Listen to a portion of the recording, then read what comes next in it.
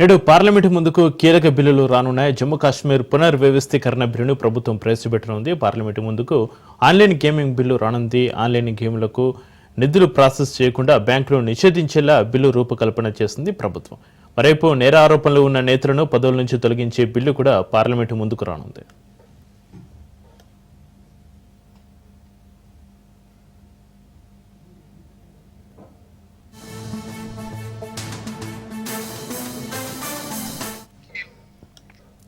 తీవ్రమైన నేర ఆరోపణలతో అరెస్టే వరుసగా 30 రోజుల పాటు నిర్బంధంలో ఉంటే ప్రధాన మంత్రి అయినా కేంద్ర మంత్రి అయినా పదవి నుంచి తొలగించేందుకు వీలు కల్పించే బిల్లును లోక్సభలో ప్రవేశపెట్టనున్నారు. తీవ్ర నేర ఆరోపణకు గురై అరెస్ట్ అయినప్పుడు పీఎం, సీఎం, కేంద్ర, రాష్ట్ర మంత్రులను పదవి నుంచి తొలగించేందుకు కొత్త బిల్లు అనుమతిస్తుంది. కనీసం 5 ఏళ్లు శిక్ష పడే నేరానికి పాల్పడి అరెస్ట్ అయి 4 రోజులు నిర్బంధంలో ఉంటే 31వ రోజున వారి పదవి పోయేలా నిబంధనను ఈ బిల్లులో చేర్చారు. వారంతటా వారు రాజీనామా చేయకపోయినా కూడా కొత్త నిబంధన ప్రకారం పదవిని కోల్పోతారు. తీవ్ర అభియోగాలు ఎదుర్కొంటున్న మంత్రులను తొలగించడానికి రాజ్యాంగంలో ఇంతవరకు నిబంధనలు లేవు. ఢిల్లీ మాజీ సీఎం అరవింద్ కేజ్రీవాల్, తమిళనాడు మాజీ మంత్రి వి సెంథిల్ బాలాజీలు గతంలో అరెస్ట్ అయినా తమ పదవులకు రాజీనామా చేయలేదు. ప్రతిపక్ష పాలిత రాష్ట్రాల ముఖ్యమంత్రుల్ని అరెస్టు చేయించి అస్థిరపరచడానికే కేంద్రం ఈ బిల్లుని తీసుకొస్తుందని కాంగ్రెస్ మండిపడుతోంది.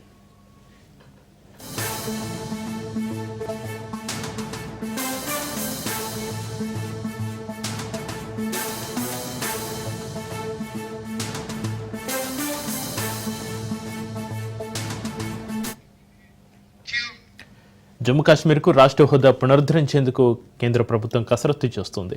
130వ రాజ్యాంగ సవరణ బిల్లు 2025, కేంద్రపాలిత ప్రాంత ప్రభుత్వ సవరణ బిల్లు 2025, జమ్మూ కాశ్మీర్ పునర్వ్యవస్థీకరణ సవరణ బిల్లు 2025, ఆన్లైన్ గేమింగ్ నియంత్రణ బిల్లు 2025లను లోక్సభలో ప్రవేశపెట్టనున్నారు. కొన్ని బిల్లుల్ని సంయుక్త పార్లమెంటరీ సంఘాలకు నివేదించనున్నారు. కొత్తగా ప్రవేశపెట్టనున్న జమ్మూ కాశ్మీర్ బిల్లు ఆ ప్రాంతానికి రాష్ట్ర హోదా కల్పించనుంది.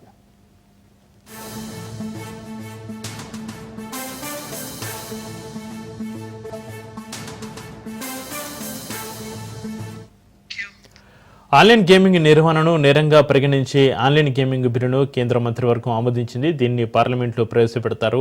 ఆన్లైన్ గేమ్స్, ఈ స్పోర్ట్స్ మధ్య విభజన చూపించేలా బిల్లును రూపొందించారు. నిబంధనలను ఉల్లంఘించి ఆన్లైన్ గేమ్స్ అందిస్తున్న వారికి 3 ఏళ్ల వరకు జైలు శిక్ష లేదా కోటి వరకు జరిమానా లేదా ఆ 2 విధించాలని కూడా ప్రతిపాదించారు. సంబంధిత అడ్వర్టైజ్మెంట్లలో భాగం పంచుకున్న వారికి గరిష్టంగా 2 ఏళ్ల జైలు శిక్ష, 50 లక్షల వరకు జరిమానా విధిస్తారు. వీటి ఆర్థిక లావాదేవీల్లో ప్రమేయం ఉన్న వారికి గరిష్టంగా 3 ఏళ్ల శిక్ష, కోటి వరకు జరిమానా వేస్తారు.